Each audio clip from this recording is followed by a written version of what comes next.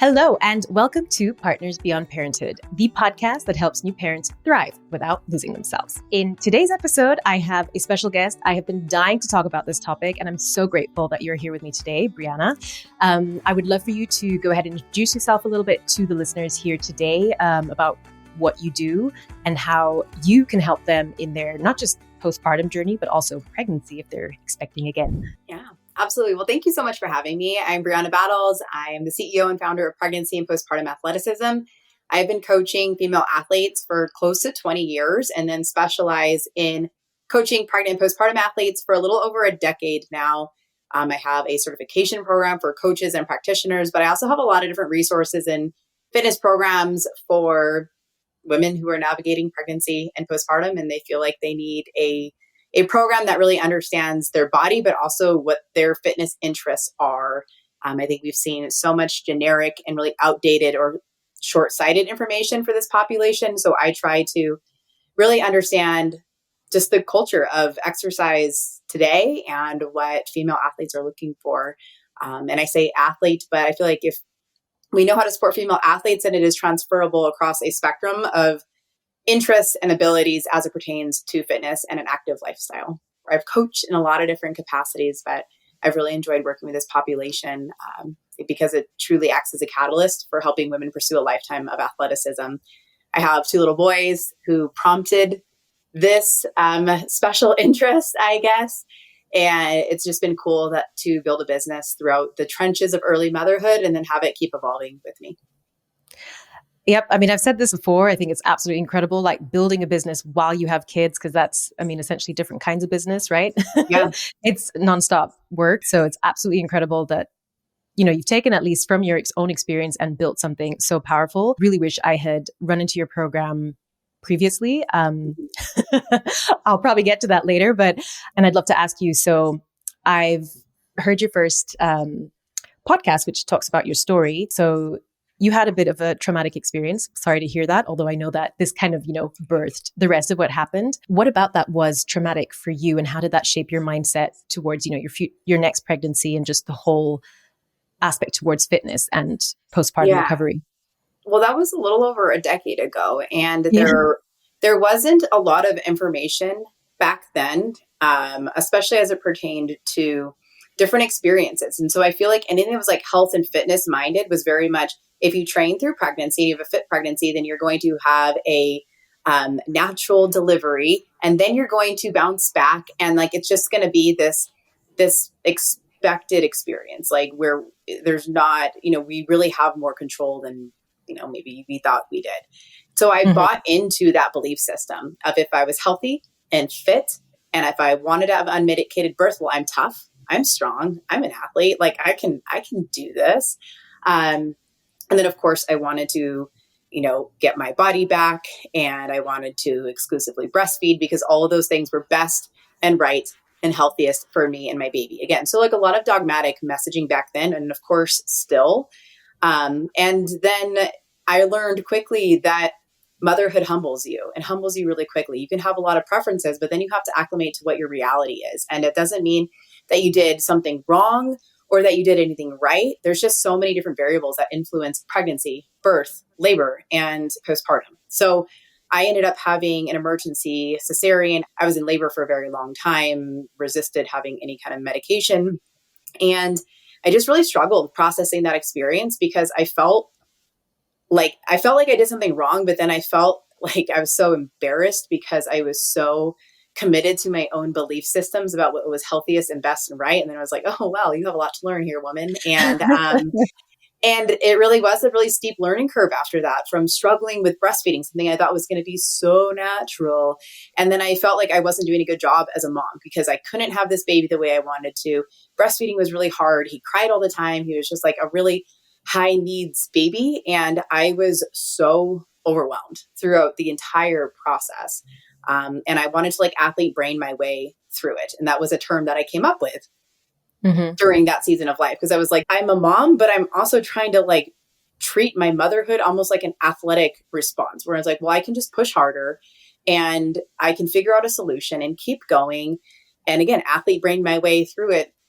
But there's levels of grace that have to be learned and applied early on in those seasons. And I just learned how much I did not know. Even though I had this education and this background, I had coached women. We are not taught anything about pregnancy and postpartum. And the things online back then was really, really minimal. And it was very much do nothing and or lift pink dumbbells and do prenatal yoga, or Right. it was full send at CrossFit. It really was a catalyst for truly trying to take my background in strength conditioning and coaching and then connect the dots between core and pelvic health physiology and women's health to strength conditioning research for this population. And it created years of really trying to do a deep dive, learning about my new body, and working with a lot of women through those seasons to then build upon what I felt needed to be the change in the fitness industry and beyond. The athlete brain that you talk about a lot, I find that so interesting because it is true.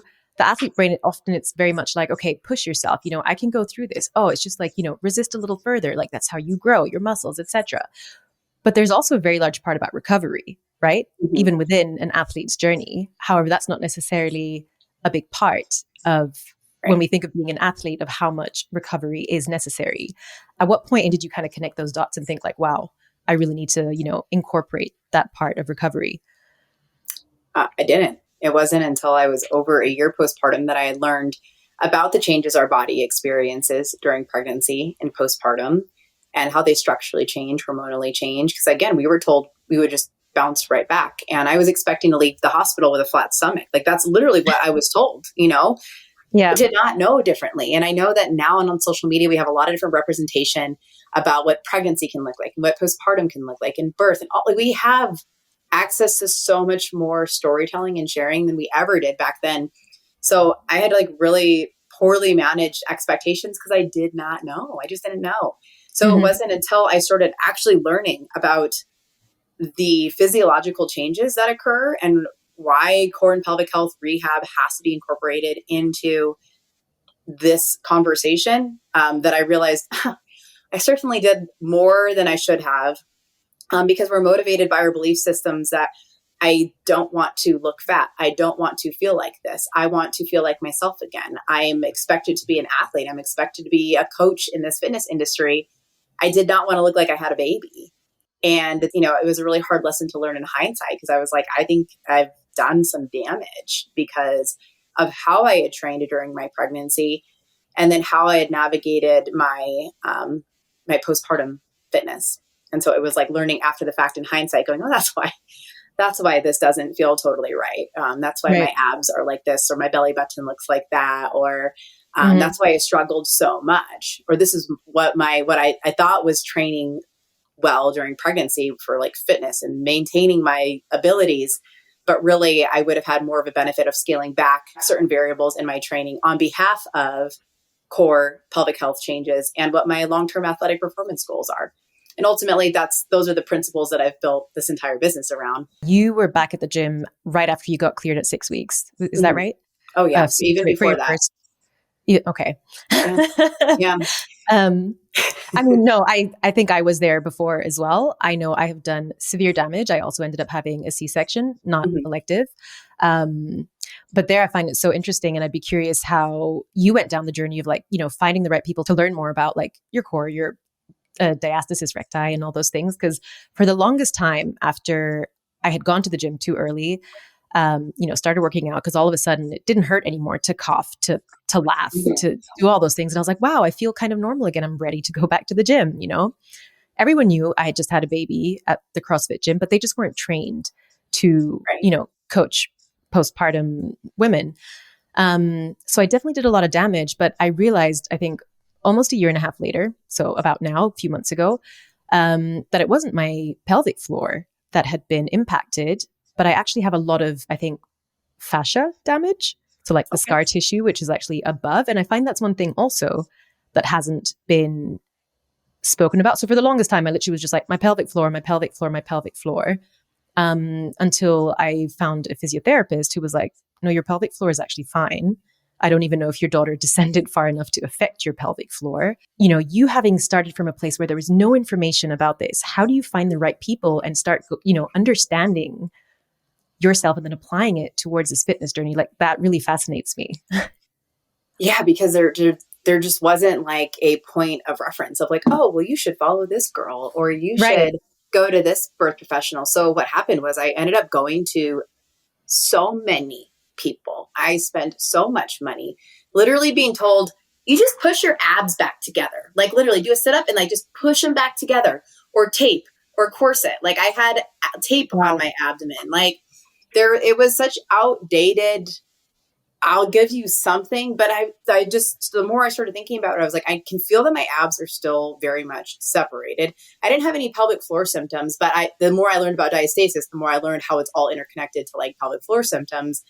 And so then I just got pissed. I was like, why is this not talked about? Like, I know that this is what my body has like experienced because I can see it and feel it.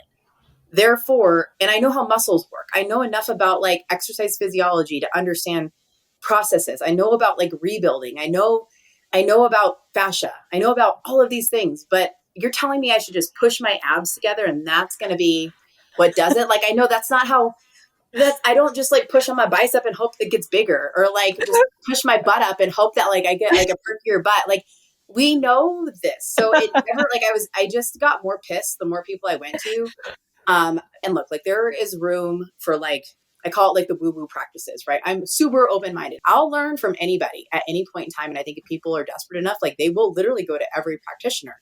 But they know, then I had somebody saying, well, you just need to talk to your hip in your C-section because that's where the trauma was. And I was like, okay, like, okay, maybe, but I also need something that is practical because I am a strength conditioning bro at heart. I need to know what I can do in the gym.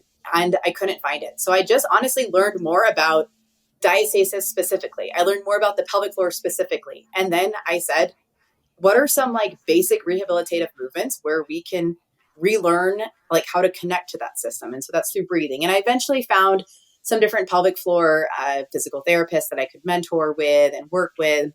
And then I kind of like started to find a little bit of a network. And then I found other coaches that understood the human body really well that I could talk to about this. Back then it was so grassroots of just trying to learn like who was talking about this a little bit more than what we see on a mommy blog, you know? And that's because that's what there was.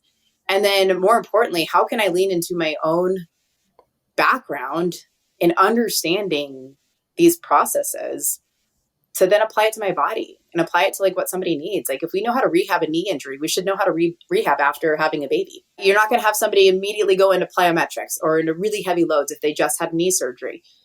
So how can we think of a cesarean the same way? How can we look at a vaginal birth? Baby came out of a vagina. That's a big deal. So like, how can we think about that process and then reverse engineer it using exercise and like that readiness? And there's a program design. Like we can use common sense here. It just was not being used. So that just set me down like my ADHD hyperfocus road of I must learn all that I can about this and then ultimately become who I needed because it wasn't just me. I was having more and more people reach out as I was sharing about what I was learning. They were saying, oh my gosh, me too. Oh my gosh, I followed that advice too. And that was so bad. And I just realized like I was not alone and but that I was onto something for sure. Right. I was just going to say, wouldn't it be nice if we could have just taped our abs together and we'd all have amazing abs? But yeah, that'd be cool. But I mean, there's so many gimmicks like in the health and fitness industry, and mothers in particular are thrown all of the different like marketing schemes. Of and course. It's like there's shame-based marketing everywhere. So it's really easy to get caught up in the gimmicks and what people trust these different professionals. And most people just don't work specifically with pregnant and postpartum athletes, but nevertheless, pregnant and postpartum women that want to like rehab their body and exercise. I mean, I created that certification so that there was a point person for that because an OBGYN, that's not their scope of practice. A doula, not their scope of practice. A pelvic floor PT, also really not their scope of practice because they don't have exercise physiology and programming as their background. They don't lead with exercise typically. They lead with like clinical application. So all of these people that we're turning to, hoping they have good advice, no one operates within the scope of advice that we're actually looking for. So that's why I felt really motivated. Like, well, then how can I create resources, not just for, you know, my clients or other women that, you know, want to CrossFit or powerlift or do triathlons, But how do we have the biggest impact? Well, that starts by like helping and teaching the people that are in the CrossFit gym, giving advice so that they know, like they're able to say, you know what, actually, like I took this certification. I do know how to help you recover from your C-section. Mm-hmm. Like that changes the lives of so many people. So that's where the greatest impact comes, is from educating the coaching and practitioner communities. Yeah. And I absolutely love the fact that you don't just offer this for people. Like I know you have courses, for pregnant athletes, et cetera, but I love the fact that you also coach people, because that's also in itself kind of, you developing and like continuing to apply what, the new knowledge and everything. That's like the biggest disconnect in this industry among people, among a lot of certification programs, is they're not created by people who actually coach this population. It's one thing to be online and like repeating what I say or what somebody else says. It's a whole other thing to like be in the trenches and really working with these bodies and these experiences, because they're in a very different season of life than like when you work with somebody who's 5 years postpartum or somebody who's never had babies. Like you got working with this particular human is very different than working with women in general. Yeah, of course. Absolutely. And I mean, even throughout pregnancy and everything, right? Like everybody's so different. But so for you, when you had, started going down this route of like learning more, et cetera, when did you start your postpartum recovery for yourself as you were learning more? Probably, I had started to make some changes close to a year postpartum. And then I'd say probably it took a little over 2 years postpartum for me to feel like myself and feel like I really have an understanding of my body now. And like I have really managed expectations. And then that's when most people decide to get pregnant again. And I was like, hell no, I'm not ready to get pregnant again. I finally just feel like I have this current body figured out, that I'm finally acclimating to this baby and to motherhood in this capacity at 2 years postpartum. So I needed a lot more time before I was thinking about having a baby again, because I felt like I'm just figuring out my body. I'm just like making peace and feel really confident in what I want to do, how I want things to be. And I'm not ready to get pregnant again. I'm not ready to go through that round 2. So, and then it was just, I went into a season of like training hard and also creating hard. Like I started really growing the business. I was coaching a lot in person, and then putting more resources online. And then I got pregnant when I was a little over 3 years postpartum, and I had, and then during that pregnancy is when I created the coaching certification, because it was so easy for me to be, once again, really hyper-focused. I was like, I am practicing what I preach. All these like theories and things that like I feel I would have done differently, or that I know now, or that I think we should apply to strength conditioning and training during pregnancy. Like I'm getting to walk that talk again, and I can teach others like at the same time. So it was a really helpful time period for me to really focus on creating this certification and this online program, so that, coaches would be able to take this information and then translate it to their clientele. And then a lot of people just wanted it for themselves. Like they just wanted to learn for their own behalf of what they need to be their own coach. So I got that completed maybe a month or 2 before I had my second baby. So that came out in 2017, and so did my second baby. That is indeed very hyper-focused. I know. I'm like full send all the time. I mean, that's amazing if you can focus. I mean, I just remember first trimester, extreme fatigue and nausea. So, I mean, already that's 3 months where you're very much, on a roller coaster, but, it was a roller coaster. It certainly was a roller coaster of like creative and certain things falling apart, different partnerships and collaborations totally falling apart, which then catapulted me into like, you either do this or you don't, but you're probably going to be irritated if you don't do it. So I just knew I got to figure this out. I got to do it. That's what it felt like. It did feel crazy, and it was absolutely crazy, but I'm very grateful. And when people bought it, I was like, oh my God, people are actually buying it. Like, right. This is a thing now. This is like, my business is like for real now. So I'd be curious as well. So with your second pregnancy, I think it was deemed more of a risk to have this pregnancy. Please correct me if I'm wrong. Not really a high risk. It was just more of a high anxiety risk for me, because I was just really concerned about having another baby and going through what I had gone through postpartum, because I struggled a lot just like with postpartum depression and anxiety, even though I didn't realize that at the time. In hindsight, once again, it was like, oh, that wasn't like a normal experience. And I was really fearful that I would have, like, my older son's name is Cade, that I was going to have a Cade round 2. I was like, I cannot do this again. Like, his energy and whole personality he was just such an intense baby. And it makes sense 10 years later. I'm like, this is an intense kid, but he's like awesome. Like, it's so cool to see how that little baby has turned into a little boy that's like also full send and in sports, and like it's just all applied so perfectly. It makes so much sense now. But at the time, it was very hard to survive as a new mom who was just in the trenches of like feeling horrible, and having a hard time acclimating, managing expectations. So I knew going into this second pregnancy, A, I really need to manage expectations, and B, I need to have the right support around me. And I felt a lot more informed because all I had learned, and the people that I had around me. So I felt like I knew what to do during my pregnancy. It was just more so of like doing it and owning it, and then trusting that, that I could control what I could, because you can't control a lot of variables. So I was like, well, what can I control? I can control how I exercise. I can control how I think about my body and the changes. I can get support from a therapist. I can have an OBGYN that I really trust. That's a different OBGYN than who I had previously. And then talked about what options I wanted, how I wanted my birth experience to feel. It wasn't so much of like how the baby comes out that mattered to me. It was how I felt in that moment. And I needed to feel more supported. I needed to feel like I wasn't going to be traumatized again. So I ended up opting for a gentle cesarean, and actually changed hospital policy because they didn't allow that at the hospital at the time. This was in Southern California. Sorry, what is a gentle cesarean? Oh, well, let me tell you what it is. I presented all this research to my OBGYN and was like, look, they're doing this in Australia and some places in England.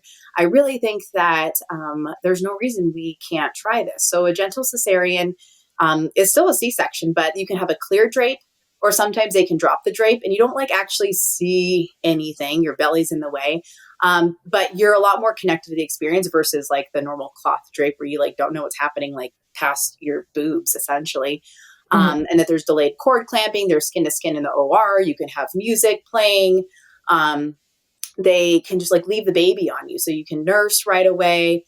All of those things that I guess you would get if you were like in a vaginal birth setting, you could have in the OR. And so that's what I wanted. I wanted my environment to feel more peaceful. I wanted to feel like communicated with. I wanted a play-by-play. And I know not everyone likes a play-by-play, but I do. So I really had a great relationship with my OBGYN. And she made that happen. She like got me in contact with everyone, like labor and delivery there, with the NICU team, just in case, where it was like, hey, like, let's make sure we build a team and we put this into practice. Let's order a clear drape. We were able to change hospital policy to make sure that that could be an option for women that wanted to have that gentle cesarean experience. But knowing I was going to have this baby on this particular date at time, then let's build a team that's going to help make that environment as helpful as possible, so that, like I could almost like reclaim how that feeling and environment felt prior. And I did. Like, it was awesome. And I got to have Chance brought to my chest right away, got to nurse. My husband was able to, cut his cord. So again, like the things that I'd wanted prior, I got to hold my baby. I got to be with my baby. And the first time around, I didn't. Like, he was like there for a second and then it was taken from me. And like, I hate that. Like, I hate that I was so almost like traumatized and drugged up from the emergency nature of the first one that I like missed out on this pivotal moment that I had so much, in our culture, like builds up so much too. And a lot of women, for a variety of reasons, don't get the moment of motherhood that we've all anticipated. So for me, taking back some control felt really good, because I knew if I were to try to have a VBAC, which just wasn't honestly my preference after all I had learned about my own body and experiences in birth, I just knew that I wanted to at least have the opportunity to feel like it wasn't a sterile environment. Like, I wanted it to be like really enjoyable and take that back and reclaim that. Funny that you just mentioned that right at the end. I was actually just going to ask why you didn't opt for a VBAC the second time around. Well, like there's a lot of different choices out there for people, and I don't think one is necessarily better. For me, and all I had learned about core and pelvic health considerations, I wanted to localize where the trauma had been. So like, I didn't want to introduce a new area of trauma with like the pelvic floor, because then, well, there was a C-section and now there's a vaginal birth. And I wanted to just have the same localized area, as two C-sections. And that mitigated risk, because with a VBAC, there can be more anxiety attached to that. And I personally could not handle the anxiety of like, well, what if this doesn't go this way? What if it's this? What if it's that? What if my labor is like it was before?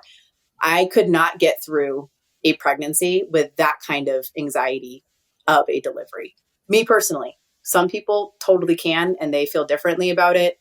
I just felt like the more I learned about my own body and my own mental health predispositions, I knew that like, I didn't care. It wasn't about how the baby came out. It was how I felt. And if I could really like separate those two things, then like, do I really need a baby to come out of my vagina to feel happy? Like, no, no, I needed to feel good about what my motherhood process was and how I brought my baby into the world. So that was my journey.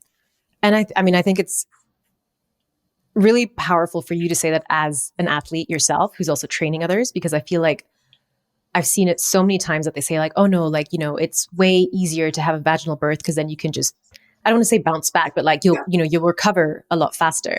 And there's no evidence that supports that. That's the thing. Like that's dogma. That's not actual facts.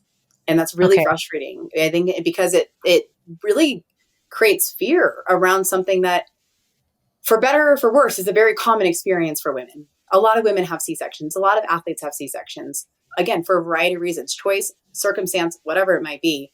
It does not mean that their outcome, their athletic outcome, is worse. In fact, I'd even argue the opposite sometimes. So like, there's just a lot of trauma that can be done with the pelvic floor from a vaginal birth. So there's no right or best way to have a baby.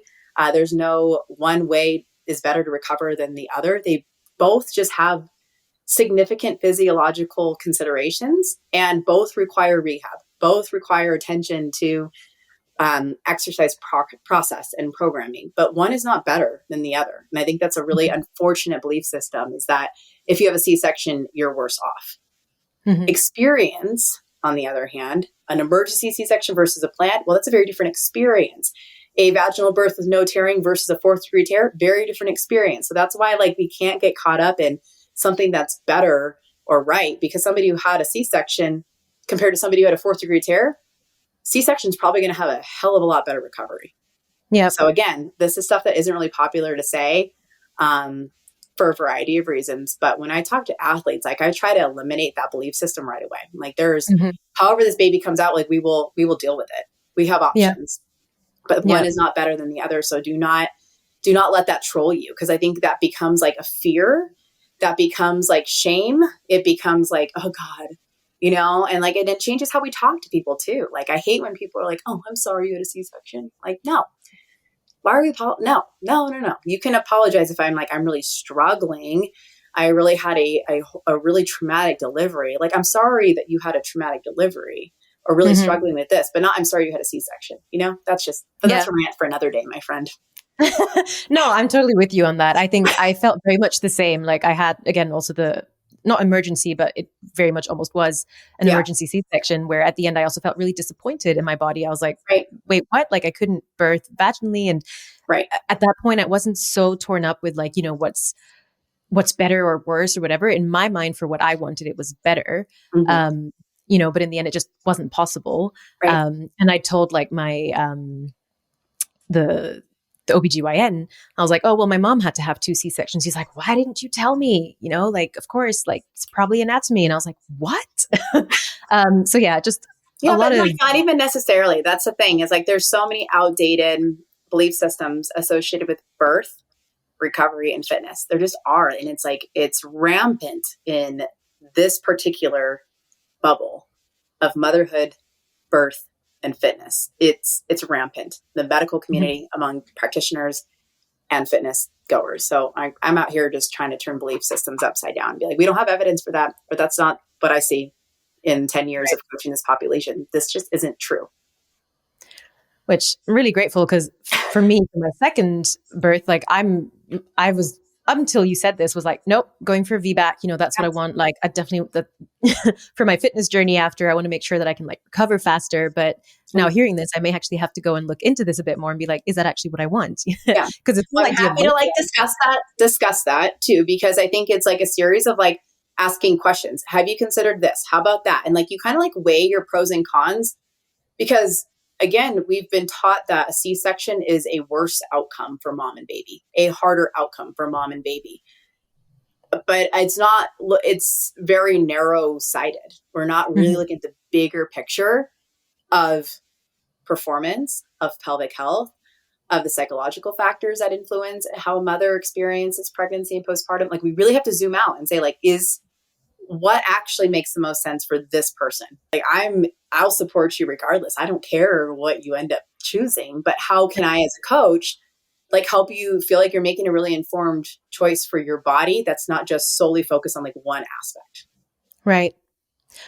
So now you're more or less, let's say 6-7 years into the journey with your course and, on more of your online presence, essentially. Yeah.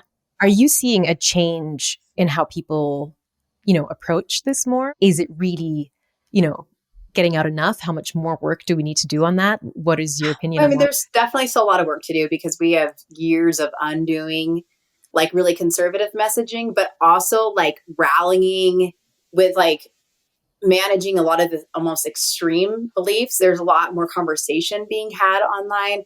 But I do think now we're up against the fitness like influencer culture where somebody who has built a large following over the last 5 years, who's in the fitness space, well, now they're pregnant and suddenly they're an expert on pregnancy and postpartum. And I think like that's the harder part is for the consumer being able to know like, is this person credible? So we're in that game too of, I guess, trying to like just exist within the fitness industry. Know that that's a variable. That there might be information being put out that's like not super credible. And then it's really hard for the consumer to decipher that. But I think ultimately it's good that we have more voices out there and more people that are sharing, more people that are taking interest. This generation of like millennial moms have really changed the trajectory of like, we don't have to be convinced that exercise is safe and beneficial. We know that. Maybe the generations before us we're a little bit more hesitant for that. So now it's saying, because we're not having to convince people that it's safe and it's beneficial, how can we have conversations around the nuance of like, but you might need to be aware of X, Y, and Z. You might need to make some adjustments here. It's not just about maintaining abilities for the sake of fitness. Like you are fit enough for birth. You are fit enough. You don't like, and then again, working with that athlete brain of there's nothing to prove to yourself or anybody else during these seasons. Like these seasons should look different for a lot of reasons. It's so important that you say that, with the influencers, because it is so easy for you to get wrapped up in it. Like you said, these are business people. They know how to sell. This is one of the prime reasons why I started this podcast, because I'm one of those people. I was, researching and trying to find all the good answers and whatever. And then you're like, oh, well, this person must be credible because they have XYZ amount of following. Right. And, they talk about pelvic floor health, etc. So you're like, oh, they must know. Are they pregnant or postpartum themselves, or are they actually coaching that population? That's what we have to ask, ourselves. But I think just knowing what the incentive is for people is important too. Yeah. And so let's say a mom like me, we're looking at these influencers and we see like you versus like, I don't know, someone else. What are flags that you would look for? Is it possible? Yeah, I'd say like, do they have experience actually coaching this population? And most I'd say don't. Okay. And where do we find out where they have that experience? Well, anybody who's gone through the Pregnancy and Postpartum Athleticism coaching certification, they are coaching this population specifically and godly, but they are coaching this population really specifically. And like we have over 3,000 coaches around the world that are certified, like what coach in almost every major city in the US and then in like over 30 countries. So we're making progress here on accessibility to coaches that know. Many of them do virtual training, but if they've gone through that certification, that means it's not just clinical. They're not just like repeating what they read in the certification. Like they know how to actually apply it to this population. It's evidence-based. So it's not just based on opinion. I don't have an agenda with how I think you should mother or have a baby or not, which is also a big part of a lot of the fitness industry is Like if you do X, Y, and Z, you're going to get this outcome. And I won't sell that. Like I will never sell, if you do my program, then you're going to have this kind of birth and this kind of postpartum recovery. And we're going to heal your diastasis in 6 weeks. I won't ever sell that. And if you see that, that's also a red flag.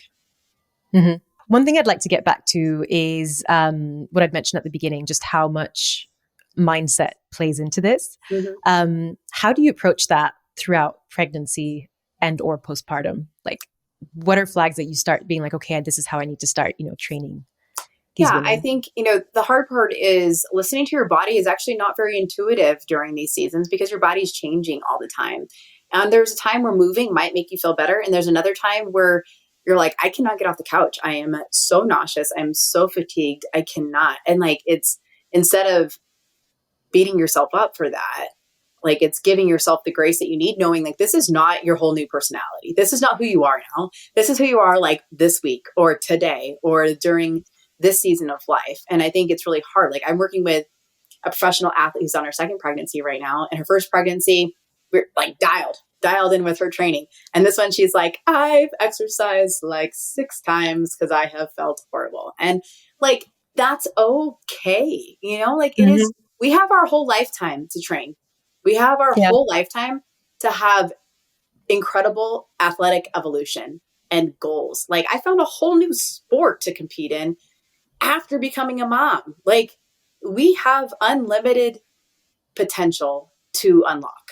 Unlimited. So I think if we have to dial things back and give ourselves a little bit more grace and try to maintain some strength, maintain some kind of fitness for sure. Like I will always encourage that during pregnancy, but give ourselves time postpartum as well. Like there's no need to rush the process. The people that I see who have the most success are the ones that give themselves the most time to truly recover, to acclimate to this new version of themselves. Like their body has changed, their brain has changed, their routine has changed. And I think if we can give ourselves the space without the pressure of needing to look a certain way or be training a certain volume or be, quote, back to whatever kind of baseline you have as a goal, like you will get back there, but you'll do it by moving forward with your new set of considerations because we are not going back.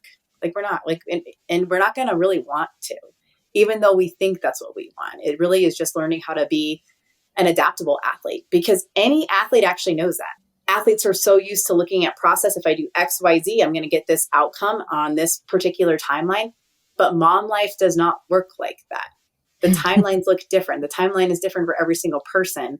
Managing those expectations will give you the most enjoyment out of that process. Thank you for sharing. And one more thing I'd like to add to that is just, with athletes, I think you've said this before, like a lot of people, when they think of athletes, they think, people going to the Olympics or like these hardcore CrossFit trainers. But I mean, almost like every mother, like if you've been through labor, you're almost an athlete. Like that's work. Yeah. It's a big deal, and I like just actually pulled up something I wrote because I actually looked it up in the dictionary. So an athlete is anyone pursuing fitness across the spectrum of interest or ability. That's my definition.